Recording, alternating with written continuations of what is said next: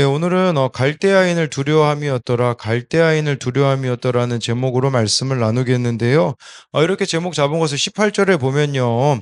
갈대아 사람을 두려워함이었다라고 말씀하기 때문입니다. 이 갈대아인은 바벨론 사람을 말하는 것인데, 사람을 두려워했다고 볼 수 있습니다. 그러나 우리가 기억해야 하는 것이 있습니다. 오늘 이 말씀의 배경에는요, 하나님의 백성들인 남유다 백성들이 바벨론에 의하여 멸망당한 상황입니다.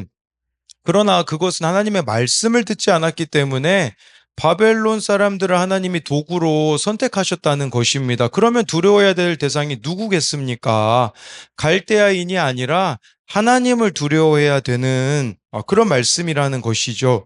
그런데 이것은 남의 이야기가 아니라 우리 또한 두려움의 대상이 하나님이 아니라 사람일 경우가 너무 많다는 것입니다. 이 사람이 나의 인생을 좌지우지할 것 같은 생각이 들어서 우리가 타협하는 부분이 있을 수도 있고요.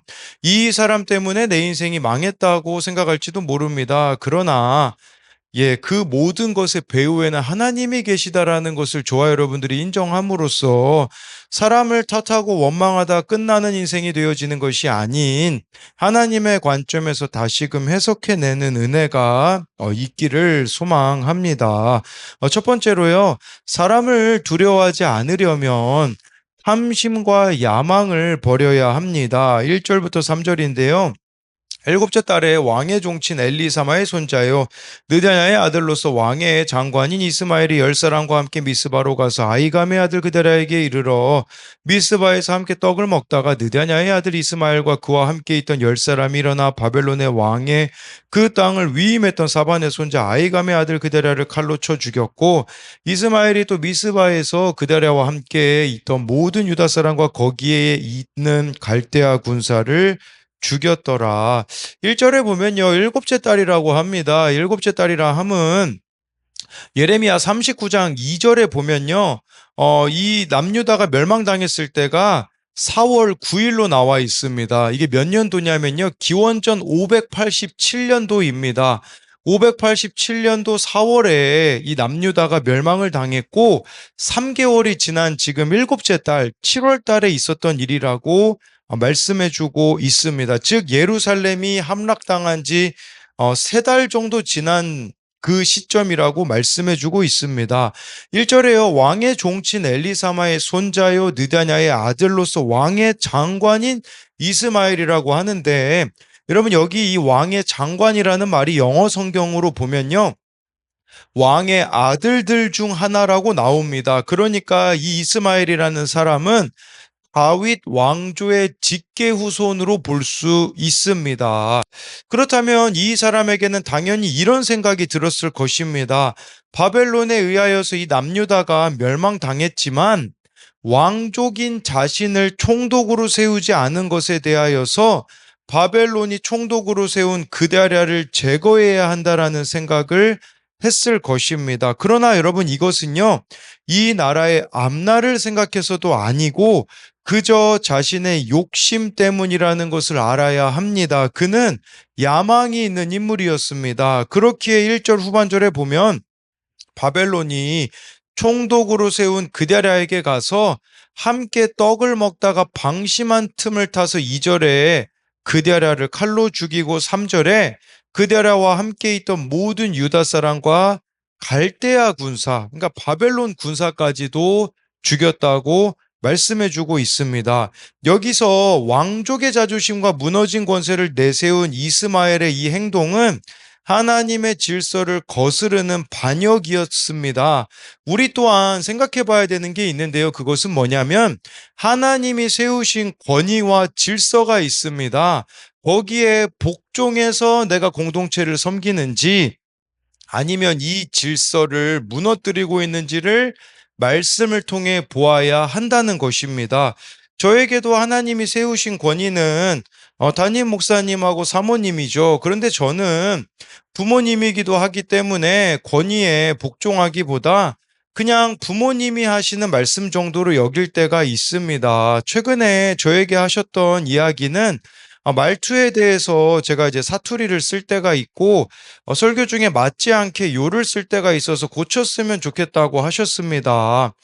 주로 제가 사투리를 쓰게 되는 경우는 설교 원고에 나온 것이 아닌 것을 말할 때 그렇게 합니다.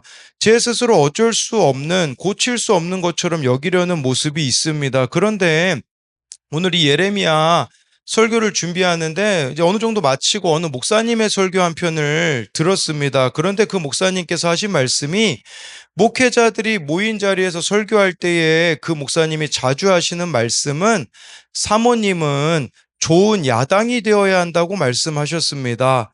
이 말은 목사에게 유일하게 지적해 줄 수 있는 존재가 사모님이라고 하시면서 그 목사님께서도 설교 중에 사투리가 나와서 그것과 싸우는데 사모님께 지적을 많이 받았다고 하셨습니다. 저도 그 이야기를 듣는데 고쳐가야겠다라는 생각과 동시에 하나님이 세우신 권위에 복종하지 못하고 있는 제 모습을 보게 되었습니다. 이 부분은요, 또 청년용 큐티인 묵상 간증 아빠 사랑해요에 보면 자세히 나와 있는데요. 이 청년의 아버지는요, IMF 때 실직한 뒤로 수십 번 이직을 하시고 집에 누워 계신 날도 많았고요. 술을 드시고 엄마와 싸우다가 칼을 들고 같이 죽자라고 하시면 이 청년은 무서워서 이불 속에 숨어 하나님께 제발 살려달라고 부르짖었다고 합니다. 거기 이런 고백이 나옵니다. 아빠를 정죄하고 판단하는 엄마의 편이 되어 아빠는 가해자, 우리는 피해자라고 생각했습니다. 그러다 고등학생 때 교회에서 다른 친구들의 나눔을 들으며 우리 집만 힘든 게 아니었구나 하는 생각에 위로를 많이 받았고, 공동체에서 말씀을 듣고 양육을 받으며 좋은 부모, 나쁜 부모 없고 예수 믿게 해준 부모가 최고의 부모라는 목사님의 말씀을 인정할 수 있었습니다. 그러나 성인이 되어서도 여전히 제게 아빠는 가해자였습니다. 그러던 어느 날 아빠가 분노를 폭발하실 때 갑자기 내가 아빠를 무시하고 있는 걸 아빠가 매 순간 느끼고 계셨구나. 그럼에도 참고 넘어가 주신 거구나 하는 것이 피부로 느껴졌습니다. 그때 처음으로 나도 아빠께 가해자일 수 있겠다라는 생각이 들었습니다. 아빠를 무시하는 제 마음이 말과 행동과 눈빛으로 드러나 아빠를 상처 주고 있었다는 것을 알았고, 겉으로 드러나는 죄를 짓지 않았기에 의롭다고 생각했지만 마음속으로 아빠를 수없이 살인한 죄인이 바로 저임을 깨달았습니다. 이스마엘이 그데랴를 윗질서로 받아들이지 못해 그를 칼로 쳐 죽이듯 저도 그와 같은 사람이었습니다. 전 여기가 제일 중요한 포인트인 것 같습니다. 이렇게 고백을 해요. 그 후로는 아빠가 변하게 해달라는 기도보다 아빠를 보는 제 시선이 달라지게 해달라는 기도를 하게 되었습니다. 아빠의 인생을 이해하고 아빠에 대해 진심으로 애통한 마음이 생기면서 작년에는 제가 아빠를 정말로 사랑하게 되었어요 라고 고백할 수 있었습니다. 그때 이제 변화가 일어난 거죠. 작년부터 아빠는 매주 소그룹 예배에도 참석하며 조금씩 변해가고 계십니다라고 고백합니다. 마찬가지로 윗질서에 대한 부분들, 하나님이 허락하신 그 윗질서에 대해서 우리도 생각해 보자는 겁니다. 내가 이 이스마엘처럼 그 인정이 안 돼서 그데랴를 죽이는 것과 같은 행동을 하고 있지는 않은가를 돌아보자는 것입니다. 5절부터 7절을 보면요. 그때의 사람 80명이 자기들의 수염을 깎고 옷을 찢고 몸에 상처를 내고 손에 소재물과 유황을 가지고 세겜과 실로와 사마리아로부터 와서 여호와의 성전으로 나아가려 한지라. 니다나의 아들 이스마엘이 그들을 영접하러 미스바에서 나와서 울면서 가다가 그들을 만나 아이감의 아들 그데랴에게로 가자 하더라. 그들이 성읍 중앙에 이를 때에 니다나의 아들 이스마엘이 자기와 함께 있던 사람들과 더불어 그들을 죽여 구덩이 가운데 던지니라. 이 총독 그다랴가 죽임당한 사실을 알지 못한 채로요 80명의 사람들이 사마리아로부터 왔습니다. 여호와의 성전으로 나아가려고 했다라고 말씀해주고 있습니다.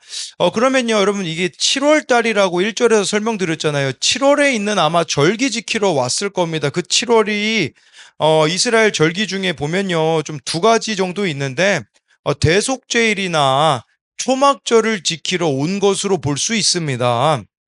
근데 여러분, 이게 우리가 보기에는 되게 신실해 보이지 않습니까? 근데 여기서 오류를 발견할 수 있습니다. 이 사람들이 여호와의 성전으로 절기를 지키려고 사마리아로부터 왔기 때문에 먼 길로부터 왔고 또 예배하러 왔기 때문에 참 신실해 보이지만 그런데 여러분 이때는요. 이미 예루살렘이 망한 후였습니다. 그 말은 예루살렘 성전이 존재하지 않는 때였다라고 말씀드릴 수가 있는 것입니다. 그러면요, 이때는 성전으로 갈 때가 아니라 때에 맞는 순종을 해야 될 때였습니다. 바벨론에서 포로 생활 70년 동안 해야 하는 것이 당시에 때에 맞는 순종이었습니다. 이들은 성전이 파괴되었다라는 것을 알면서도 제사를 드리러 온 것은 신실한 태도가 아니라 자기 고집에 불과했다는 것입니다. 이게 어찌 보면요, 자기 합리화일 수도 있다라는 것을 말씀을 드리는 것입니다. 나 예배 드리고 있으니까, 나 예배 자리에 있으니까 괜찮아 라는 식의 태도인 것입니다. 여러분, 그런데요, 예배를 드리면서 자기 고집이 하나도 꺾이지 않는다면 그것은 예배가 아닙니다. 우리가 예배 자리에 앉아만 있는 것이지 이 예배 가운데 내 생각이 바뀌지 않고 내 고집이 꺾여지지 않는다면 그것은 예배가 아니라는 것입니다. 이들은요, 이제 이들을 맞이한 이스마엘이 6절에 보면요, 울면서 연기를 해요. 안심하게 하려는 것입니다. 그대라에게 가자고 이미 자기가 죽여놓고선요 7절에 그들을 안심시켜놓고 죽인 다음에 구덩이 가운데 던집니다. 이걸 통해서 이스마엘의 본심을 볼 수 있습니다. 이것은 그가 애국심, 동족에 대한 애통함으로 이 일을 저지른 것이 아닌 탐심과 야망에 사로잡혀 있다라는 결과물을 보여주고 있습니다. 여러분, 공동체를 진짜 지키는 자들은요, 높은 신분이나 지위를 탐내기보다 자기 죄를 자각하고 하나님 앞에 엎드리는 자입니다. 자기의 막 힘과 능력으로 누구를 누르는 이스마엘 같은 자가 아니라 모든 지위와 힘과 권세를 내려놓고 이렇게 엎드릴 수 있는 자기 죄를 고백할 수 있는 자가 되는 것이라고 볼 수가 있습니다. 그래서 이것에 대한 적용 질문은요. 내가 인정하지 못하는 질서는 무엇 또는 누구입니까? 그도 하나님이 세우신 것을 인정합니까? 내가 공동체 가운데 행한 이스마엘 같은 행동은 무엇입니까? 여기서 말하는 공동체는요, 가정도 될 수가 있겠고요. 직장, 또 교회도 될 수 있습니다. 그래서 이스마엘 같이 우리가 질서에 순종하지 못하는 그런 행동과 말을 한 적이 있는가를 돌아보자는 것입니다. 또 한 가지는요, 상황을 내 생각대로 이끌기 위해 거짓말을 하진 않습니까? 공동체를 사랑합니까? 이용합니까? 이스마엘이 정말 공동체를 사랑하는 게 아니라 이용하는 것이었었다라는 것을 자신의 야망을 위해 이용했다라는 것을 보며 여러분 우리도요 이 공동체를 진짜 사랑하면 십자가 지는 적용을 공동체 가운데 할 수밖에 없습니다. 그런데 이용하려는 사람이 많습니다. 그냥 나의 필요에 따라서 혹시 이렇게 이용하고 있지 않은가 돌아보자는 것입니다. 두 번째로요, 사람을 두려워하지 않으려면 이전의 삶으로 돌아가서는 안 됩니다. 11, 12절인데요. 가레아의 아들 요하난과 그와 함께 있는 모든 군 지휘관이 느다냐의 아들 이스마엘이 행한 모든 악을 듣고 모든 사람을 데리고 느다냐의 아들 이스마엘과 싸우러 가다가 기브온 큰 물가에서 그를 만남에 가레아의 아들 요하난 이 사람은 어제 말씀에 보면요. 그드랴에게 이스마엘이 암살 계획이 있다라는 것을 알려주었던 사람입니다. 그래서 이 사람이요, 모든 사람을 데리고 이스마엘하고 싸우러 가고 있습니다. 그랬을 때 이제 13절, 14절에 보면요.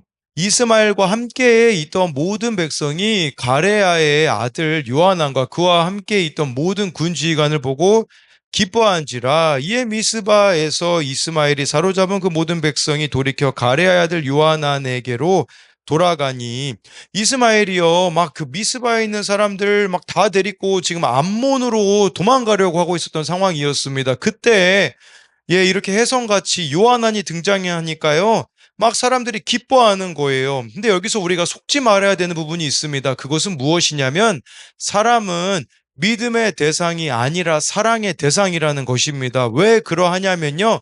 여러분 이후에 제가 설명을 드리겠지만 요하나는요, 이 사람들을 데리고 애굽으로 가려고 합니다. 이들은 지금 미스바에서 살아야 했거든요. 그런데 그것을 하는 것이 아니라 무서워가지고 두려워가지고 애굽으로 가려고 하고 있는 모습이 나타나 있는 것이죠. 그게 바로 우리가 마지막으로 볼 16절부터 18절에 나와 있는데요.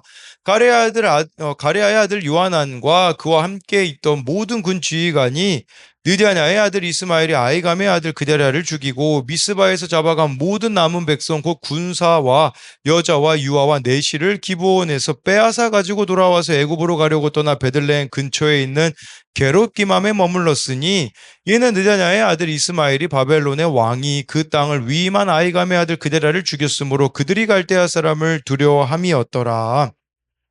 요하나니요 사람들을 데리고 이제 미스바로 이제 돌아왔는데 돌아온 것은요 미스바에서 살기 위함이 아니라 애굽으로 가고자 짐을 정리하기 위함이었습니다. 지금 이 사람이 사람들을 데리고 애굽으로 남유다 사람들을 데리고 애굽으로 가려고 한 이유가 나오는데 바벨론 왕 느부갓네살이 총독으로 임명한 그다랴가 이스마엘에게 암살되었다라는 사실을 두려워했기 때문입니다. 그러니까 그 책임을 자기한테 물을까봐 책임을 회피하려는 모습을 보여주고 있습니다. 그러니까 제가 말씀드린 것처럼 사람은 믿음의 대상이 아니라는 것입니다. 그렇다면 지금 애굽으로 가려고 하는데 애굽이 가리키는 것은 무엇이겠습니까? 애굽은 바로 이전의 삶으로 돌아가는 것을 뜻합니다. 왜냐하면 이스라엘 백성이 애굽에서 종살이를 400년 동안 하지 않았습니까? 근데 그 애굽으로 돌아간다라는 것은 종살이 하던 시절로 이전의 삶으로 돌아가는 것이라고 할 수 있습니다. 그러니까요, 상황이 무서워서, 환경이 무서워서, 사람이 무서워서 이전의 삶으로 돌아가려는 시도들이 우리들에게도 있을 수 있습니다. 이렇게 말씀으로 살다가요, 문제 해결이 되잖아요. 또는 문제가 다시 생기잖아요. 두려워서요, 이전으로 돌아가는 사람들이 많이 있습니다. 두려움은 이처럼 우리를 이전의 삶으로 돌아가게 만듭니다. 죄악으로 돌아가게 합니다. 그렇기에 우리에게 필요한 것은요, 이러한 위기를 만날 때에 말씀을 신뢰해야 합니다. 이후에 보면 알 수 있지만 예레미야에게 이 사람들이 물어봅니다. 우리 어떻게 해야겠습니까? 예레미야가요 그렇게 이야기를 합니다. 애굽으로 가는 게 하나님의 뜻이 아닙니다. 근데 여러분 이 사람들이 어떻게 하는 줄 아십니까? 예레미야를 강제로 데리고 애굽으로 갑니다. 그러니까 여러분 이것은 하나님의 뜻이 아니라는 것을 말씀을 드릴 수가 있는 것이겠죠. 저에게도요 사람이 두려워가지고 좀 순종하지 못하는 부분들이 있습니다. 그런데 오늘 이 말씀을 통해서 사람을 두려워할 게 아니라 하나님을 두려워해야 한다라는 부분들을 보면서 교회에 보면요, 여러분 사각지대가 있습니다. 사각지대라는 것은 무슨 말이냐면 제가 눈 감아주고 있는 부분이 있을 수 있다라는 것입니다. 그래서 우리가 내년부터는 구역장님들 또 교사들 나눔 2번 올리라고 말씀드리는 것은 이게 사각지대이기 때문입니다. 양육을 받지만 나눔을 올리지 않는 것이 지금 계속되고 있는 부분들이 있기 때문에 이것에 대해서 제가 말하게 되어지면요 반발이 있기 때문에 저로서는 참 어렵습니다. 그러니까 기도하는 것이죠. 예, 마찬가지로 이제 새벽 기도도 좀 내일부터는 좀 달라져야 될 것 같습니다. 왜냐하면 기도 시간에 이제 그냥 기도 시간이 너무 짧기도 하고 예, 이렇게 거의 뭐 조는 경우들도 많이 있기 때문에 내일부터는 한 10분 정도 2가지 기도 제목을 제가 이렇게 드리면서 저도 10분 동안 기도 인도를 하고 그다음에 나머지 부분은 여러분들이 기도하실 수 있도록 해야 되지 않을까. 이제 이 부담을 느껴서 그렇게 되어지면요 저는 이제 더 부담이 됩니다. 뭐가 부담이 되냐면 설교 준비하는 것도 부담이 되는데 기도 제목도 준비해야 되는 것도 부담이 되어지지만 오늘 말씀에 갈대아인을 두려워함이었더라라는 이 제목을 저도 보면서 예, 또 우리가 나아가야 되는 한 걸음 한 걸음씩 하나님이 기뻐하시는 방향으로 나아갈 수 있는 우리들이 되었으면 좋겠습니다. 그래서 이것에 대한 적용 질문은요, 사람이 믿음의 대상이 아니라 사랑의 대상이라는 것을 알고 있습니까? 네, 이렇게 적용 질문을 만든 것은 그 요한안이라는 사람, 그 사람도 대안이 아니었다라는 것으로 만든 질문입니다. 또 한 가지는요, 세상을 두려워하며 죄악으로 또는 이전의 삶으로 되돌아가려는 나의 습관은 무엇입니까? 이것은 애굽으로 가려고 한다라는 거, 그게 바로 이전의 삶으로 돌아가는 것이라고 설명을 드렸습니다. 그래서 오늘 말씀을 요약하자면요, 사람을 두려워하지 않으려면 첫 번째로는요, 탐심과 야망을 버려야 합니다. 이것은 이스마엘이 가졌던 그러한 모습이라고 말씀을 드렸습니다. 또 사람을 두려워하지 않으려면 두 번째로는요, 이전의 삶으로 돌아가서는 안 됩니다. 이 이전의 삶이란 다른 것이 아니라 애굽의 삶이라고 할 수 있죠. 그래서 애굽으로 돌아가려고 하고 있는 이들의 모습처럼 우리도 이전의 삶으로 돌아가려는 그런 모습을 버려야 된다고 말씀을 드렸습니다. 기도하겠습니다. 살아계신 하나님, 오늘 말씀에 이스마엘과 같은 모습이 우리들에게 있습니다. 이스마엘이 겉으로는 나는 왕족이니까 이 백성을 위하여서 어떤 일을 한다고 보여지지만 사실은 백성을 위한 것이 아니라, 공동체를 위한 것이 아니라 탐심과 야망으로 저 자리는 내 자리인데 라고 여기며 윗질서에 순종하지 못하는 이스마엘과 같은 모습이 우리에게도 있지 않은가 보기 원합니다. 그렇기에 가정에서, 직장에서, 교회에서 하나님이 세우신 윗질서에 대하여서 순종하지 못하고 있는 그 교만이 있다면 하나님 정말 돌이킬 수 있는 은혜가 있게 하여 주시고, 이 공동체를 이용하는 사람이 되는 것이 아니라 이 공동체를 위하여서 십자가를 지는, 또 예레미야와 같이 이 공동체를 보며 애통해하는 그 한 사람이 내가 되어질 수 있도록 은혜를 베풀어 주옵소서. 하나님, 또 오늘 말씀에 정말 혜성같이 등장하여서 이들을 이끌어줄 것 같은 요한안이라는 사람이 등장합니다. 사람들이 그를 보고 기뻐했습니다. 그러나 그는 애굽으로 가려고 합니다. 이전의 삶으로 돌아가자고 합니다. 하나님, 우리도 애굽으로 돌아가려는 그런 유혹들이 있습니다. 믿음으로 살면 힘드니까, 믿음으로 살면 여러 가지 나를 불편하게 하니까 사람이 두렵기 때문에 이전으로 돌아가자고 그렇게 말하고 있는 내 안에 요한안이 있지 않는가 돌아보게 하심으로 애굽으로 돌아가는 것이 아니라 하나님 말씀에 순종할 수 있는 그 사람이 되게 하여 주실 것을 믿으며 살아계신 예수님 이름으로 기도드립니다. 아멘.